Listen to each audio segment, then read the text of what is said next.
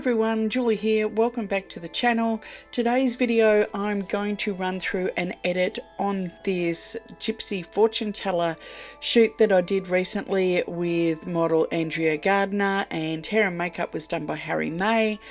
We had this sort of cool gypsy vibe happening with the dreadlocks and the jewelry and the makeup. We had loads of candles and things in the shot, so it was a lot of fun to capture this. We also featured the newer LS39 for the first time in one of our shots, and we had a gobo in with the crescent moon, which you can just sort of see in the background. But today's video is more on just the edit. So I'm just going to zoom in and I'm going to come in with the healing brush and I'm just going to do a quick heal. There's a few things that are a little bit distracting. In general, it's pretty good. There's a few flyaways, a few little blemishes I just wanted to get rid of. Sometimes if you can't get what you want, it's worth switching over to the healing brush tool, and then you can select where you want the pixels to come from.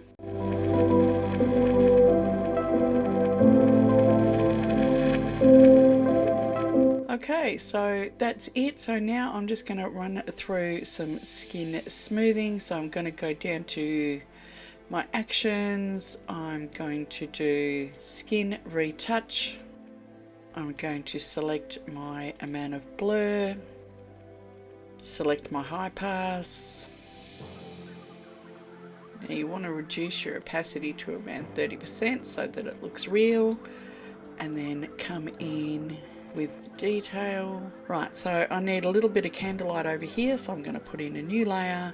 I'm going to come in with a big round brush and I'm going to tap that in, and I'm going to set that to screen and drop that down.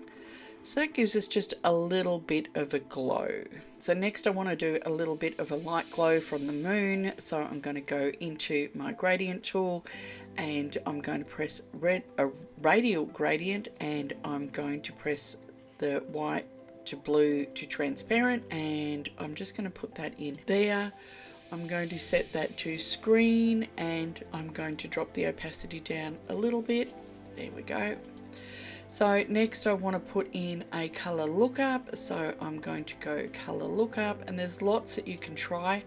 I really like this teal orange plus contrast, but it does make it look a little bit heavy. So what I'm going to do is drop the opacity down to 25%. So it does bring in those cinematic teals and oranges, but it's not quite so heavy as if it was at 100%. Okie dokie. So we've done the skin touching, we've done some light glows, and we've done a little bit of color lookup. Next I want to do a dodge and burn, so I'm going to come through to my actions and I'm going to put in dodge and burn. So that puts two curves layer. One's a little bit darker, one's a little bit lighter, and all you have to do is go over to your brush, select white and paint in the areas that you want. So it's pretty simple. I do this all the time. I'm painting in all my shadows, my curtains. I am going to soften these in just a minute. Okay, so I'm going to go over to my properties and I'm just going to feather that to about 50 pixels or thereabouts just to soften it off. Now I'm going to go over to the light, put some highlight in her hair, her face, her fingers, the cups.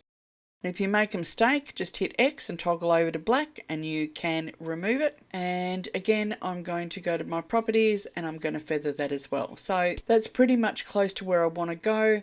Next thing I do want to do, and this is a action by Fine Art Actions, which is called Iris, which I do love. I love the cinematic tones in it, but I do need to bring it down. But you don't have to do it if you want to. There's a lot of color corrections and toning and different color things that you can do in there. and that's why I love using Iris. And you can come in, you can change these, you can paint on and off various areas, but it's just one that I really like. The last step that I want to do on this is I do want to give it a little bit of that autumn effect, which gives it that sort of mystical sort of glow and blur and everything in it. So what I'm going to do is I'm going to merge my layers. So that's Control, Alt, Shift and E, although I have a button on my Huon mini dial that does that for me. So it just merges everything up onto a new layer. Then what I'm going to do is I'm going to come back into my actions and I'm going to press start. Now there's loads of actions that you can get for autumn effect. You can just blur it yourself. I'm pretty sure I did a tutorial on how to actually make your own autumn effect, but it's probably a little bit too dramatic and blurry for me. So what I want to do is I want to bring that back to about 20-25%. So this is what we started with, and this is what we ended up with.